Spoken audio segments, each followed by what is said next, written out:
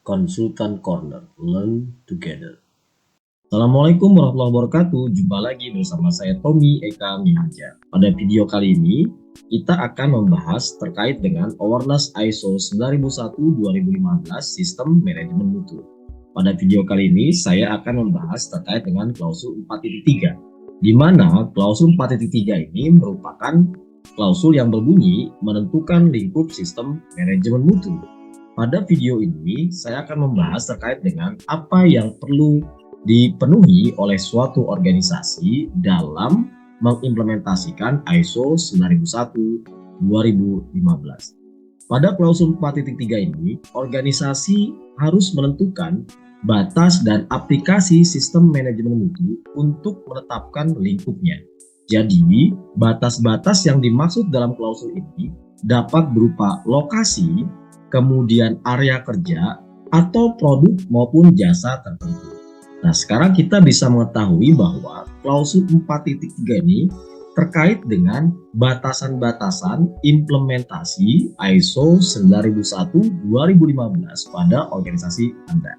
Kemudian, misalkan suatu perusahaan memiliki pabrik di beberapa lokasi, ada yang di Tangerang misalnya, di Cikarang atau di Jakarta, maka organisasi harus menentukan batasan penerapan ISO 9001 meliputi pabrik yang ada di lokasi mana saja.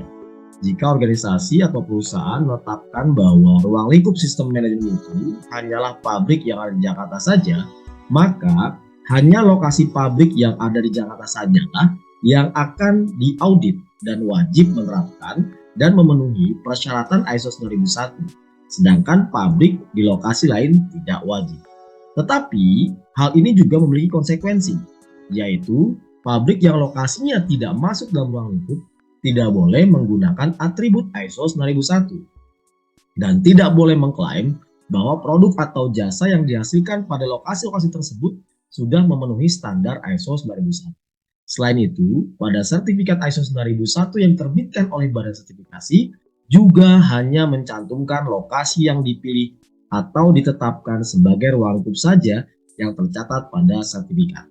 Ya, terkait dengan hal ini, rekan-rekan perlu ketahui apabila kita telah menetapkan batasan-batasan ruang lingkup dalam suatu lokasi tertentu, maka lokasi lain yang menjadi bagian dari perusahaan atau organisasi kita itu tidak diperbolehkan mencantumkan logo ISO atau atribut-atribut ISO karena di lokasi yang berbeda tersebut tidak masuk dalam ruang lingkup implementasi atau sertifikasi ISO 9001 yang telah kita tetapkan. Jadi konsekuensi seperti itu ya.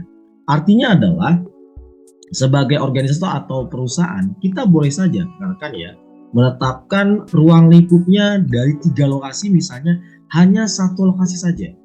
Bahkan ada beberapa perusahaan yang menetapkan ruang lingkupnya itu hanya pada kantor pusat saja misalnya.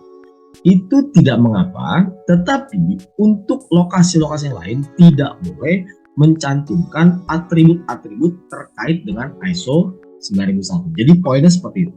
Nah, kemudian meskipun demikian saat organisasi menetapkan lingkup sistem manajemen mutu, maka organisasi harus menerapkan seluruh persyaratan dari standar ISO 9001 pada lokasi yang telah ditetapkan sebagai ruang lingkup ISO 9001. Begitu pula apabila ruang lingkup berdasarkan pada area kerja maupun produk atau jasa.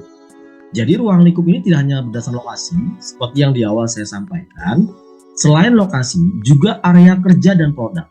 Artinya apabila Anda memiliki 5 produk contohnya, kemudian yang siap untuk disertifikasi adalah 2 produk, maka Anda cukup menetapkan 2 produk tersebut sebagai ruang lingkup Anda, dan produk yang ketiganya atau 3 produk lainnya itu tidak boleh mencantumkan logo ISO 9001. Oleh karena itu, dalam menetapkan ruang lingkup, organisasi harus mempertimbangkan isu internal eksternal yang diacu pada 4.1, kemudian persyaratan pihak berkepentingan yang relevan dengan 4.2, dan produk atau jasa yang dihasilkan. Nah, kemudian penetapan lingkup sistem manajemen mutu dalam suatu organisasi ini harus tersedia dan dipelihara sebagai informasi terdokumentasi.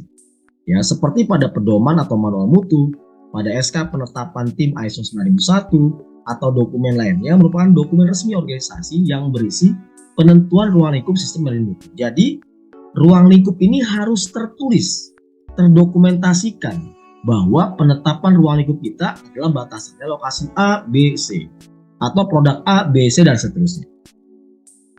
Ya, semoga video ini dapat membantu rekan-rekan dalam memahami terkait dengan implementasi dalam ISO 9001-2015 klausul 4.3. Saya Tommy Kamiharja, sampai jumpa.